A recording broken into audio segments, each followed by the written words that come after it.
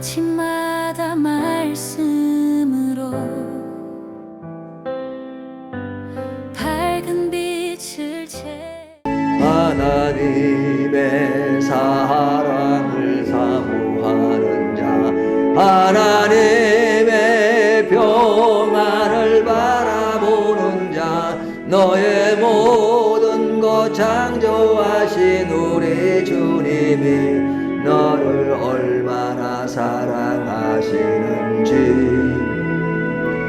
하나님께 찬양과 경배하는 자, 하나님의 선하심을 닮아가는 자, 너의 모든 것 창조하신 우리 주님이 너를 자녀 삼으셨네.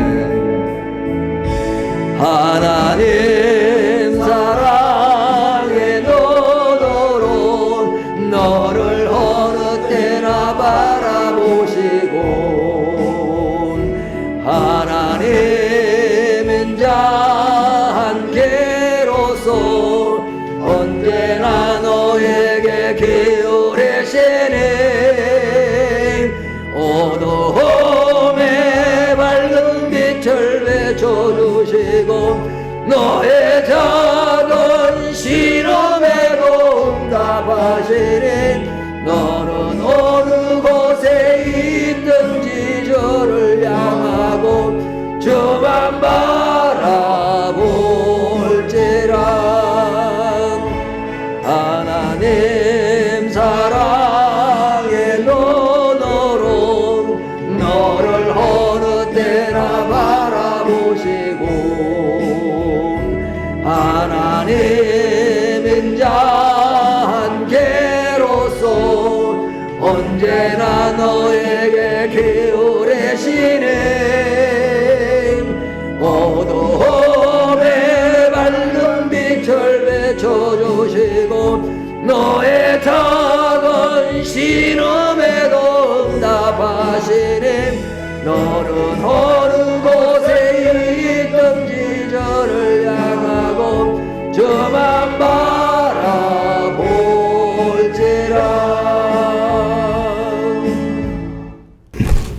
할렐루야. 여호와는 나의 목자시니 내게 부족함이 없으리로다.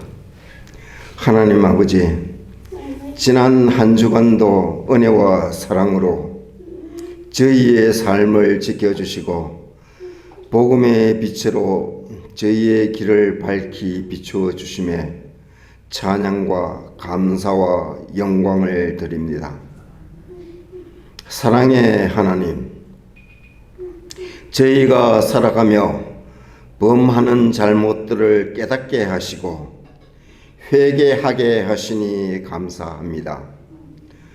넘어지고 스스로를 자책할 때마다 주님께서 위로해 주시고 다시 일으켜 세워주셔서 믿음의 길을 걷게 하시고 하나님의 사랑을 새롭게 깨닫게 하시니 감사드립니다.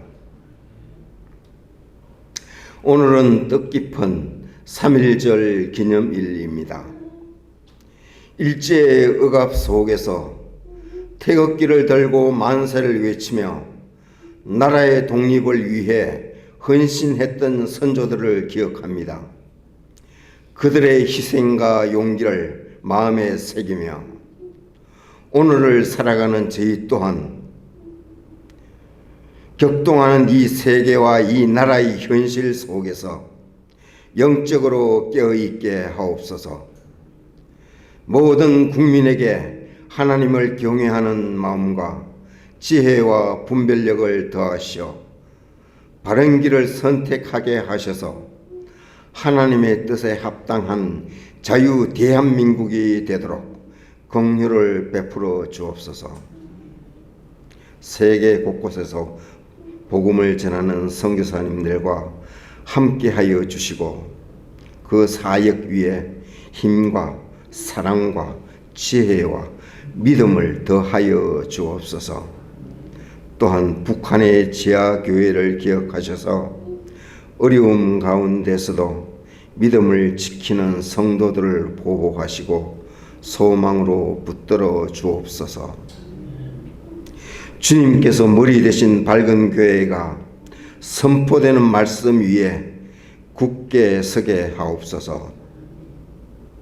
지난 한 달 동안 나누었던 말씀 가운데 영원한 언약을 가볍게 여긴 에서와 그것을 귀히 여긴 야곱을 통해 배운 것처럼 저희가 삶의 크고 작은 선택의 순간마다 순간의 만족이 아니라 영원한 축복을 선택하는 믿음의 길을 걷게 하옵소서. 흉년의 위기 가운데 있던 이삭에게 애굽으로 내려가지 말고 내가 네게 지시하는 땅에 거하라 말씀하셨던 것처럼 오늘을 살아가는 저희가 두려움 속에 흔들릴 때에도 두려워하지 말라 내가 너와 함께 하겠다 말씀해 주시니 감사드립니다. 하나님의 뜻 안에서 구할 때 주님께서 들으시고 응답하심을 믿는 저희가 되게 하옵소서. 이 시간 저희가 신령과 진정으로 예배 드릴 때 홀로 영광 받아주시고 목사님께서 선포하시는 말씀을 통하여 복음의 은혜를 풍성히 누리게 하옵소서. 이 모든 말씀을 길이요 진리요 생명 되시는 우리 주 예수 그리스도의 이름으로 기도드립니다. 아멘. 당연한 얘기지만 오늘 본문도 지난주에 이어서 이어지는 말씀입니다. 그러니까 오늘 말씀은 이렇게 동떨어져서 딱 있는 것이 아니라 앞에 문맥이 있고 뒤에 문맥이 있으니까 그 앞에서부터 이어지는 말씀이죠. 근데 이제 앞에서 이어지는 오늘 말씀의 첫 시작은 뭐냐면 23절에 이삭이 거기로부터 부엘세바로 올라가더니 변화를 주는 말씀이죠. 변화. 그에게 변화가 있었다. 삶의 전환이 있었다는 겁니다.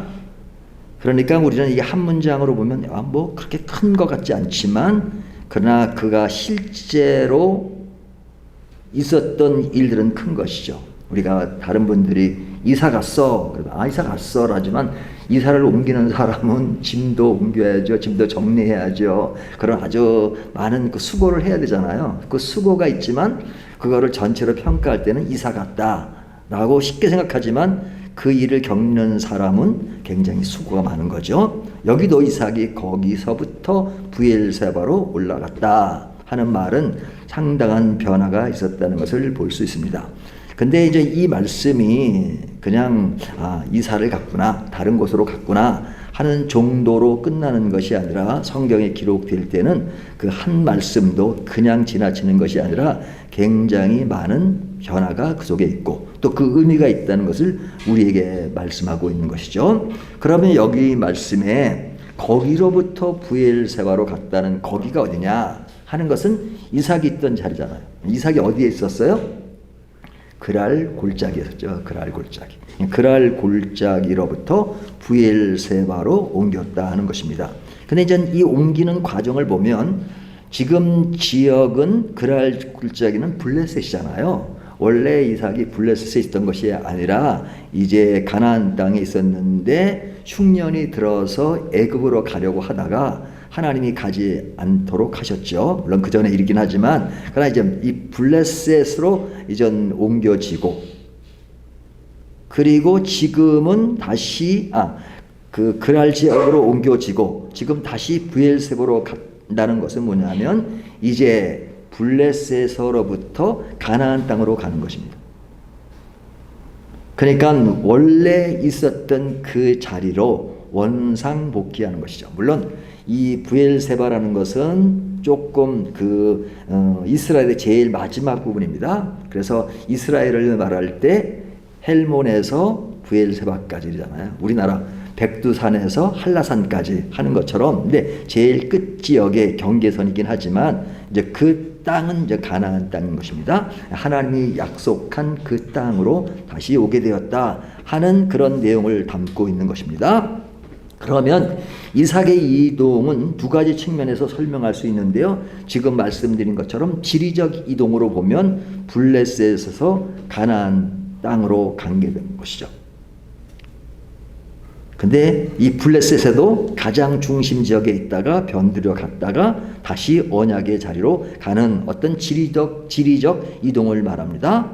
하지만 삶의 이동으로 이야기하면 앞에 나오는 23절에 보면 이삭이 거기서 옮겨 다른 우물을 봤더니 그들이 다투지 아니하였으므로 그들이 그 이름을 르호봇이라 하여 이르되 이제는 여호와께서 우리를 위하여 넓게 하셨으니 이 땅에서 우리가 번성하게 하리로다 하였더라 그러죠. 그러니까 앞에 22절을 보면 그가 그곳에서 비록 그랄 중심에서 골짜기로 옮겼지만 그것에서 새로운 우물을 팠고 하나님이 번성하게 해주심으로 굉장히 좋았다. 그 마음을 넓게 하셨다. 이렇게 이야기하는 겁니다. 그러니까 환경적으로 만족되는 것이죠. 그리고 살기도 편하고 환경도 괜찮고 또 거부도 되었고 하는 모든 것들이 아주 삶에 있어 안전하고 좋고 편안한 그런 자리였는데 지금은 어디로 옮겼다고요? 브엘세바로 옮겼다 이거죠.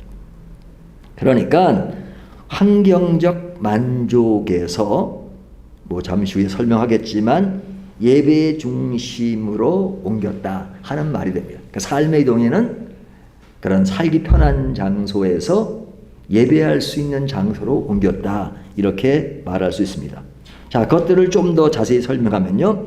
22절을 보면 지금 말씀드린 것처럼 삶의 변두리에서 이제 그가 아주 만족하는 것을 하나님이 우리를 번성하게 하셨으므로 이곳에 있다라고 이야기한 것입니다. 그러면 이런 고백은 그냥 육신적으로만 편안하게 됐느냐? 그런 건 아니죠. 여기 보면 22절에 여호와께서 우리를 위하여 넓게 하셨다. 그러니까 이런 평안한 삶을 주신 것, 넉넉한 삶을 주신 것은 하나님이 주신 것이니까 너무너무 아름다운 것입니다.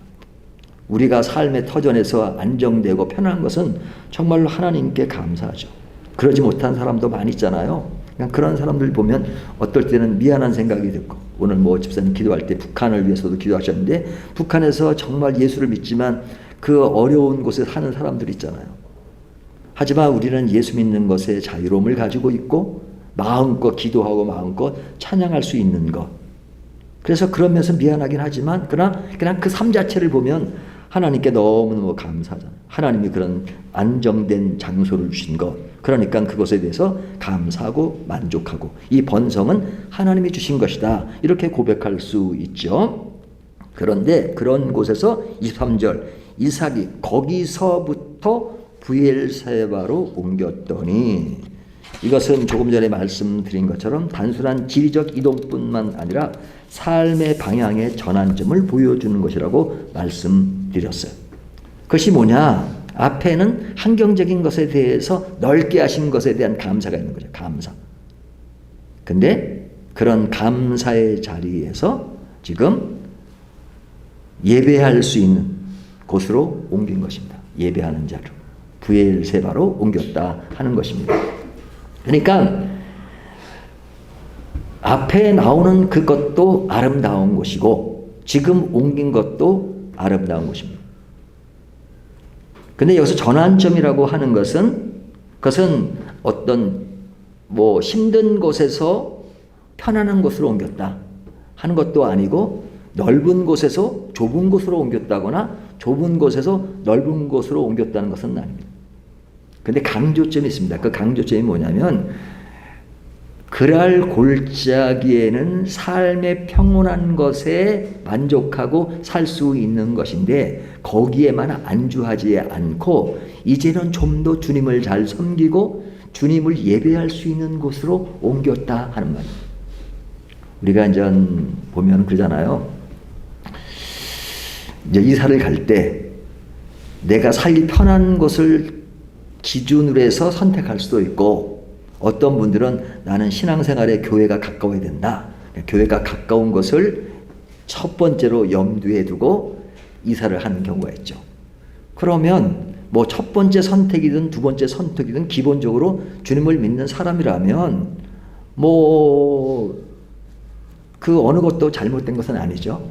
하지만 본인의 삶 속에 어디에 더 주안점을 두겠느냐 하는 선택에 따라서 전자가 될 수도 있고 후자가 될 수가 있잖아요. 근데 앞에서 이삭은 그랄 골짜기에서 삶의 편안함이 있었고 그것은 하나님이 주신 복인데, 그런데 그것에서만 안주하죠. 이제는 좀 더 다른 방향, 그것은 하나님을 좀 더 예배할 수 있는 그런 것으로 옮겨야 되겠다 생각하고 부엘세바로 옮겼다는 그 내용이 되는 것입니다.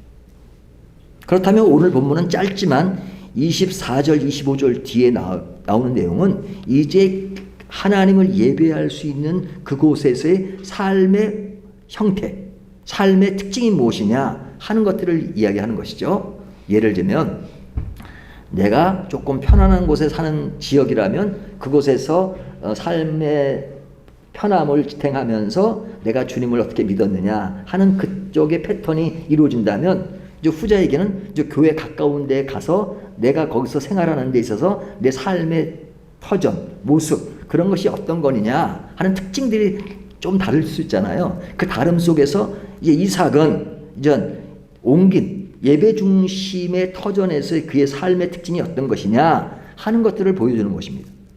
그것이 하나하나 나타나고 있는데요. 첫 번째는 오늘 본문에 보니까 이삭은 그곳에서 뭘 했느냐, 25절에 보면요, 이삭이 그곳에 제단을 쌓고, 그렇죠? 제단을 쌓았다는 것은 그곳에서 예배를 드리고 여호와의 이름을 불렀다는 것이죠. 그러니까 제단이라고 하는 것은 뭘 상징하는 거예요? 하나님의 임재와 언약을 상징하죠. 하나님의 임재.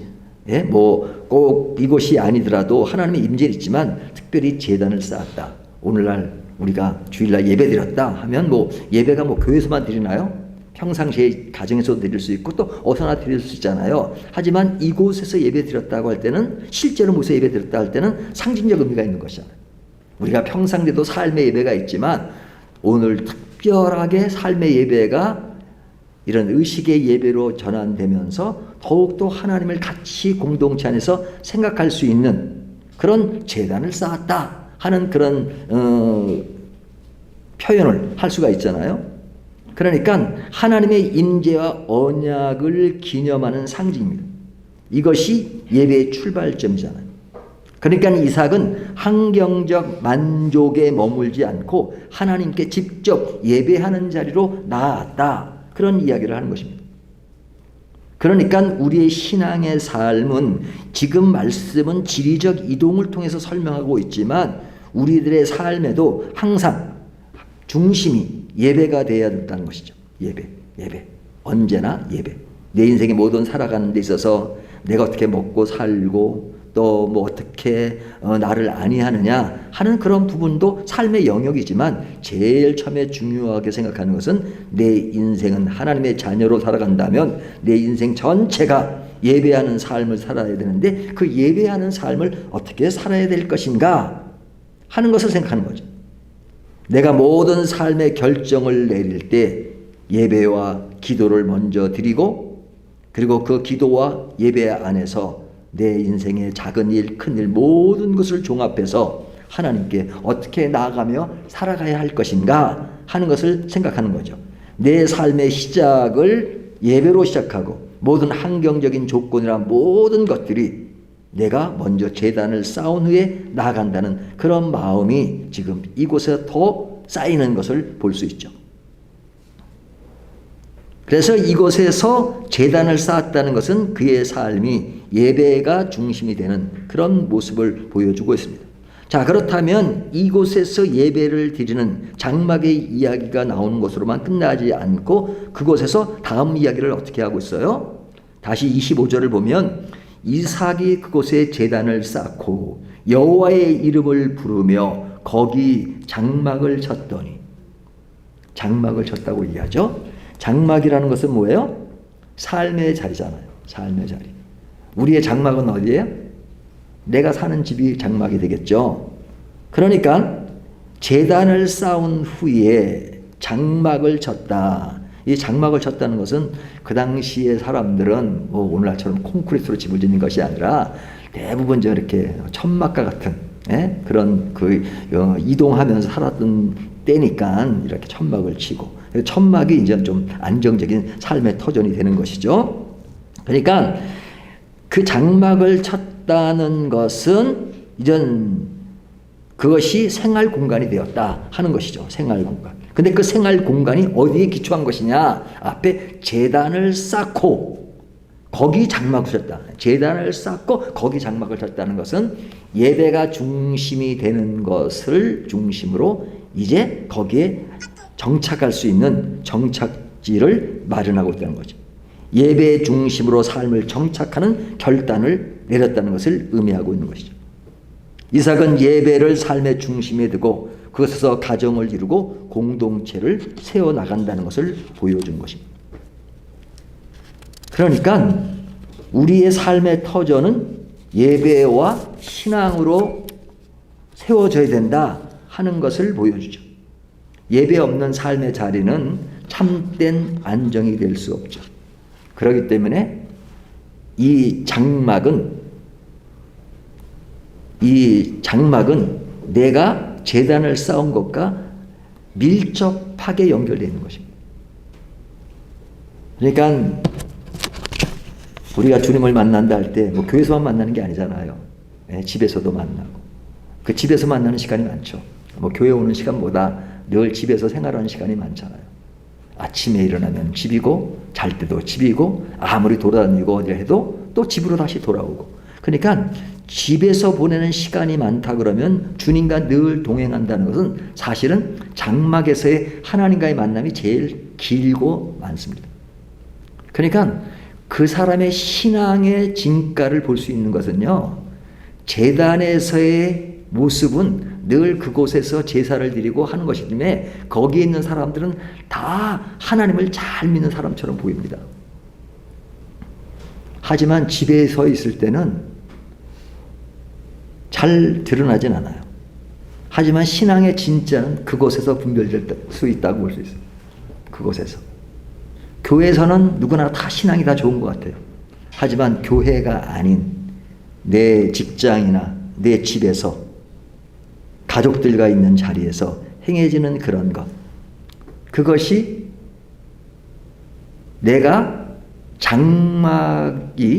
그 장막이 제단에 기초한 장막이냐 아니면 제단과 상관없는 장막인가, 그것이 구별된다 이거죠. 신앙의 진짜와 가짜를 분별하는 시금석이 뭐냐, 그 시금석을 장소로 말한다 그러면 제단이 아니라 장막이다 이거죠. 그렇기 때문에 삶의 예배가 굉장히 중요합니다. 삶의 예배.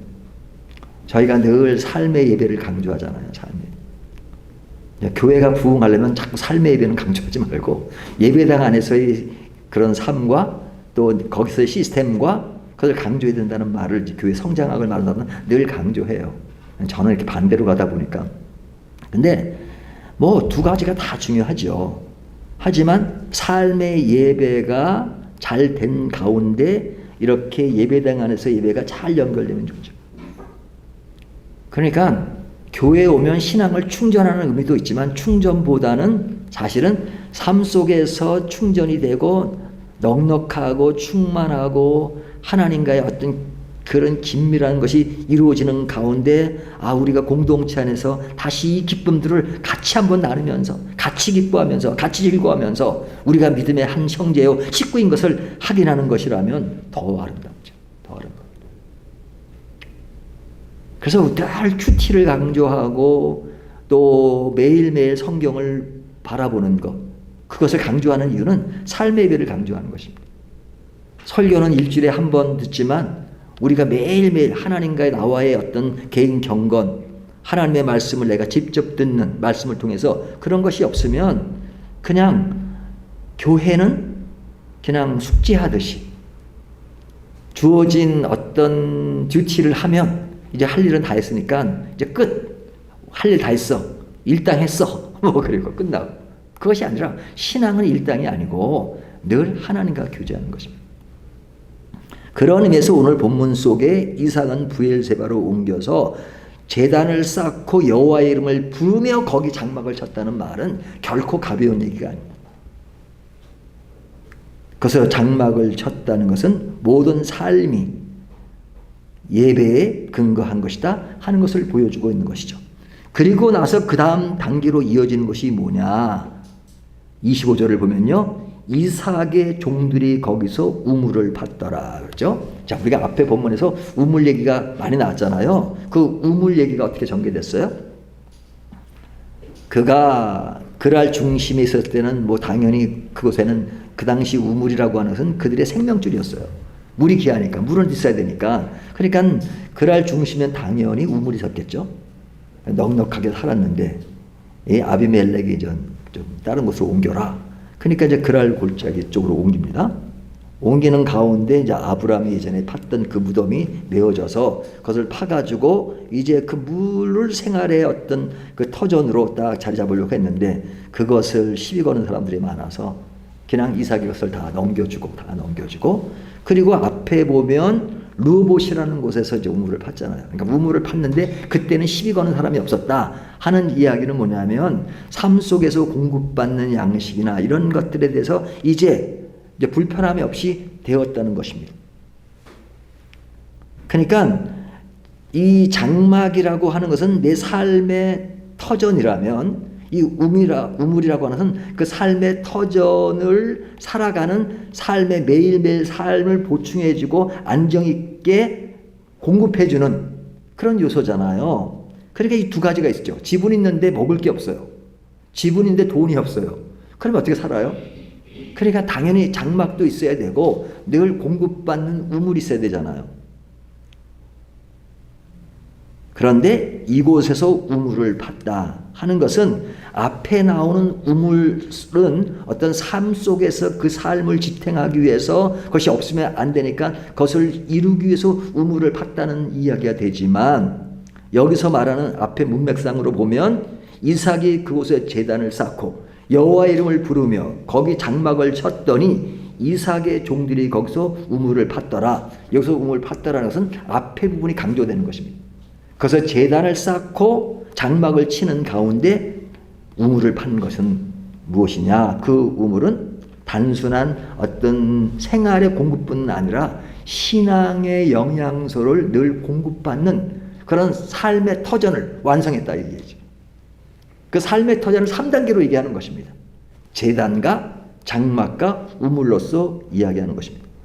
우리가 실제 살아갈 때 삶의 현장에서 노동과 또 일가 이런 모든 것을 하잖아요. 그러니까 이런 모든 것들이 그냥 장막과 우물을 벗어고 제단에만 예배를 드리는 게 아니라 모든 영역에서 삶의 모든 영역에서 우리의 일상과 우리의 모든 일들이 예배의 연장선이 되어서 예배와 삶이 분리되지 않고 그곳에서 그 모든 삼박자를 잘 이루고 살게 되었다 하는 말입니다. 그러니까 이 브엘세바라는 말이 무슨 뜻입니까? 우물이라는 뜻도 있고 맹세라는 뜻도 있습니다. 근데 이제 앞에 그 우물을 팠던 그 장소는 어디였어요? 르호봇이었잖아요. 르호봇은 넓다라는 것이 넓다. 예? 근데 이제 브엘세바라고 하는 것은 이제 우물이라는 뜻도 있고 맹세라는 뜻도 있습니다. 그러니까 그곳에서의 넓은 안정을 이야기한다면 이제는 맹세, 확신, 어떤 확신, 딱 정착되는 확신. 그 확신이 뭐냐? 이제는 신앙으로서의 확신을 얘기합니다. 신앙. 내 어떤 인생의 정착은 무엇이냐? 정착은 무엇이냐? 그냥 삶이 편안한 것이 다가 아니라 이제는 그것을 전적으로 하나님을 예배할 수 있는 곳이다. 그 예배하는 것은 어디냐? 바로 이 세 가지를 갖춘 것이다. 제단과 장막과 우물을 하나의 흐름으로 보는 것입니다. 예배가 시작되고 삶의 자리가 마련되고 그것이 삶으로 구체적으로 실천되는 그런 것, 이런 것들을 지금 얘기합니다. 그러니까 그의 모든 이사는 무엇을 위한 이사예요? 내가 모든 인생의 길을, 삶에서 일어나는 모든 일을 예배에 중하겠다. 하나님을 잘 믿고 하나님을 섬기고 하나님을 아는 것으로 내 인생의 모든 초점과 방향이 그것으로 집중되겠다. 그것을 상징하는 것이죠. 자, 그런 이야기가 지금 23절에서 25절로 이야기됐는데 그 중간에 보면 어떤 얘기가 있어요. 24절을 보면 그 밤에 여호와께서 그에게 나타나 이르시되 나는 내 아버지 아브라함의 하나님이니 두려워하지 말라. 내 종 아브라함을 위하여 내가 너와 함께 있어 내게 복을 주어 내 자손이 번성하게 하리라 하신지라. 24절 얘기는 누구 이야기가 주가 돼요? 아브라함 이야기가. 아브라함 이야기. 지금 사건은 이삭의 사건이잖아요. 근데 여호와께서 그에게 나타나서 아브라함 이야기를 합니다. 그의 아버지 아브라함 이야기를 합니다. 그러면서 두려워하지 말라. 그러니까 두려워하지 말라는 것은 이삭에게 두려워하지 말라는 거잖아요. 근데 그 두려워하지 말라는 이야기를 하면서 그 아버지 이야기를 하는 것입니다. 그 아버지에게 복을 주어 자손이 번성하게 한 것처럼 너에게도 그럴 것인데 너는 두려워하지 말라.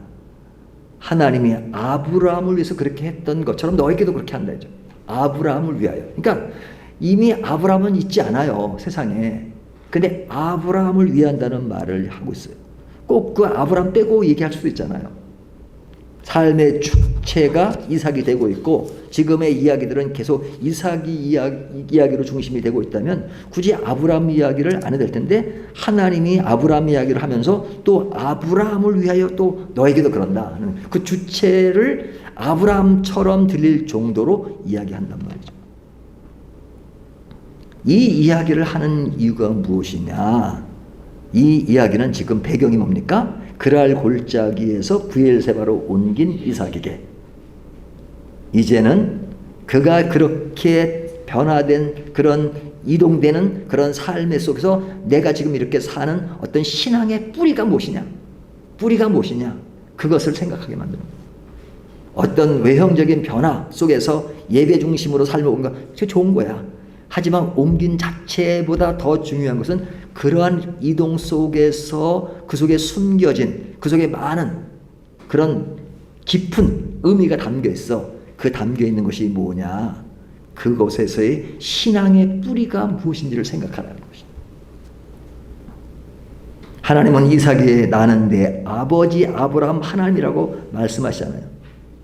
이삭의 신앙이 아브라함의 신앙 위에 세워졌음을 보여주고 있습니다. 너한테 내가 이렇게 길을 인도하고 있지. 근데 너에게 처음으로 하는 것이 아니라 내 아버지 때부터 계속 그러고 있는 거야. 그것은 하나님의 언약이 역사가 계속 진전되고 발전하고 그리고 너에게 지금 이루어지고 있는 것이야. 그러니까 아브라함에게 주었던 그 복을 내가 지금 누리고 있어. 그러니까 그것을 늘 기억하고 있어. 그걸 기억하고 있어. 하나님이 어떻게 지금 아버지 때부터 어떻게 역사하시고 어떻게 이루어지고 있는지를 기억하고 있어. 그리고 그 안에서 신앙생활을 잘 유지해 라고 말씀하는 것입니다. 이것은 우리에게 너무너무 중요한 의미를 가집니다. 우리가 어떤 분은 신앙적인 가정에서 아버지 할아버지 때부터 신앙의 맥락이 오는 가정도 있지만 또 나 때 처음으로 예수 믿는 가정이 있잖아요. 근데 처음 예수를 믿던 것이라 하더라도 우리의 신앙의 선배들은 여전히 있잖아요. 신앙의 선배들. 우리 신앙의 선배들이 남긴 흔적이 얼마나 중요합니까? 우리는 지금 이렇게 자유롭게 성경도 보고 말씀 듣고 교회도 참여하지만 우리나라만 해도 언제나 이렇게 자유롭게 예배를 드린 게 아니었잖아요. 초창기에 기독교가 들어오고 우리 선배들이 그런 박해와 어려움 속에서도 순교를 당하고 했던 시절이 있잖아요. 성경 한 권을 만들기 위해서 진짜 많은 목숨을 버렸던 세계 역사도 있지만 우리나라 역사도 있고 쪽복음 하나를 전파하기 위해서 목숨을 걸어야 했던 토마스 선교사의 이야기도 있고 우리 역사만 해도 너무나도 많은 피나는 역사들이 있었어요. 우리는 성경을 자유롭게 지금도 보고 있지만 그런 터전과 그런 것을 마련했던 과거의 역사가 없었다면 선배들의 신앙이 없었다면 지금 이렇게 자유로운 것은 없었을지도 모르죠. 그러니까 이런 것은 오늘날 자유로우니까 그냥 자유롭게 원래 그런가 보다. 그게 아니라 너무나도 많은 역사가 담긴 많은 피 흘림 속에 오늘까지 온 그런 것이 있단 말이죠. 그러니까 우리 선배들이 우리에게 남겼던 신앙의 뿌리와 그런 흔적들이 우리에게 이런 평안함으로 예수를 믿게 만든 것이잖아요. 그렇다면 우리는 늘 과거에 우리에게 남겼던 신앙의 선배들을 기억해야 합니다. 그리고 오늘 우리들이 자유로움을 자유롭다라고만 생각하지 말고 이런 많은 고난과 어려움 속에서 오늘날 우리에게 온 축복에 대해서, 복에 대해서 우리는 늘 감사해야 되죠. 감사. 뿐만 아니라 그것은 나 당대로뿐 아니라 우리 다음 세대를 위해서, 다음 세대 좋은 믿음의 유산을 남겨줄 수 있는 그것이 얼마나 중요한 것인가. 그러니까 하나님은 아브라함 얘기도 하지만 내 후손에게도 그렇게 번성하게 하겠다라고 말씀하고 있지 않습니까? 아브라함에게 주신 언약이 이삭에게 이어집니다. 하나님은 세대를 넘어 언약을 계승하십니다. 우리의 신앙도 부모와 선배들의 믿음을 이어받아서 계승하는 과정 속에 있습니다. 신앙은 공동체적인 계승입니다. 그렇기 때문에 우리가 나 혼자만의 신앙이 아니라 우리 주변과 우리 가족과 또 우리의 주변의 이웃을 늘 생각하면서 이런 신앙이 어떻게 가야 되는가. 우리가 이것은 뭐 반드시 개인 전도다 하는 차원만 아니라 우리가 신앙을 건강하고 그리고 바로 아는 것들을 숙지하고 그렇게 예수를 믿는 그런 것을 남기면 예수 믿는 것이 진짜로 이렇게 믿는 것이구나. 그동안 잘못 알았던 것들, 잘못 경험했던 것들이 아니라 이렇게 믿는 것이 진짜로 예수 믿는 것이구나 하는 것들을 삶의 모델로서 보여준다면 그것이 우리 후손들에게 남겨지는 것이고 또 우리는 그런 선배들의 그런 모습 속에서 그런 걸 찾아야 되고 찾아서 우리가 그 길을 이어간다면 그것은 너무너무 아름다운 그 아름다움을 이어가는 맥락 속에 우리는 삶의 터전을 어떻게 자리 잡아야 되느냐. 오늘날 이 시대에 일어났던 일들이 지금부터 몇천 년 후의 일이지만 우리나라도 아닌 이스라엘에서 벌어진 일이지만 그러나 오늘도 우리의 영혼 깊은 곳에 마음속에 기억해야 될 이 세 단어는 굉장히 중요합니다. 제단, 장막, 우물. 그런 가운데 이런 것이 어떻게 가능했느냐. 루오봇에서 브엘세바로 옮겨지는 그 맥락 속에 깊이 자리 잡고 있는 것은 하나님이 그의 선배들을 통해서 우리에게까지 전달된 그런 믿음의 유산이 있다는 것. 하나님의 언약이 세대가 바뀌어도 계속 변함없이 우리를 지켜주시고 우리에게 나오고 있다는 것. 이렇게 하시는 하나님의 원대하신가 신실함이 우리에게 있다는 것. 그렇기 때문에 우리의 삶에 있어서 끊임없이 붙잡아야 될 것은 하나님의 신실하심을 붙잡는 것입니다. 나는 오늘도 이 순간에도 하나님의 신실하심을 믿고 따르면서 내 삶의 불안 속에서 확신을 붙들고 있느냐. 내 신앙의 확신은 환경인가 아니면 하나님의 약속인가 하는 것들을 생각하는 것이 굉장히 중요하죠. 그렇다면 이 이야기는 이삭의 이야기로 끝나는 것이 아니라 오늘날 우리들에게 지금 이 순간에 우리들에게 주는 말씀이 아니겠습니까? 그렇다면 이 말씀을 이렇게 정리해 봅니다. 우리의 삶의 여정은 어디에 관심을 두고 살아가야 하는가? 생활의 편리함과 환경적 만족에 머무르고 있는가? 아니면 예배와 말씀 중심의 확신으로 나가고 있는가? 내가 지금 이 순간에도 예배가 중심이 되는 삶을 살고 있는가? 예배와 삶을 분리하지 말고 제단과 장막과 우물이 하나로 이어지는 삶의 형태로 나는 이 길을 계속 가고 있는가? 그런 믿음과 신앙을 가질 때 우리의 신앙은 감사에서 확신으로 변하고 그리고 예배와 삶의 통합으로 성숙된 믿음의 길을 갈 수 있는 것입니다. 이런 길을 함께 가는 저와 여러분이 되시기를 주님의 이름으로 축원합니다.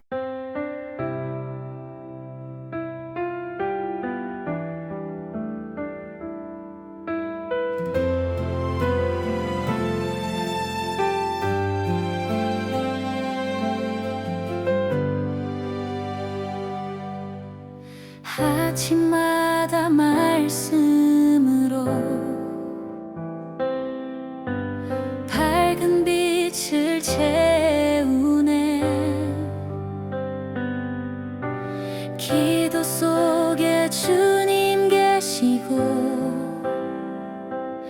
숨결마다 찬양되네.